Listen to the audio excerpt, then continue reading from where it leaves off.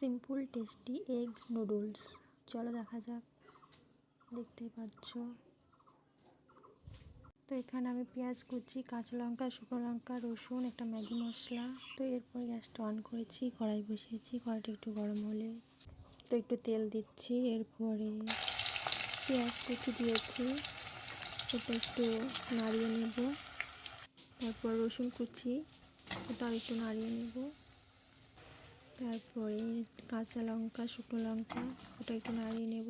একটু লবণ। এরপরে ডিম ফাটিয়ে দেবো। ডিমটা একটু ভাজা ভাজা হয়ে যাবে, তখন জল দেবো। এরপরে ম্যাগি মশলা দিচ্ছি, ওটা একটু নাড়িয়ে নেব।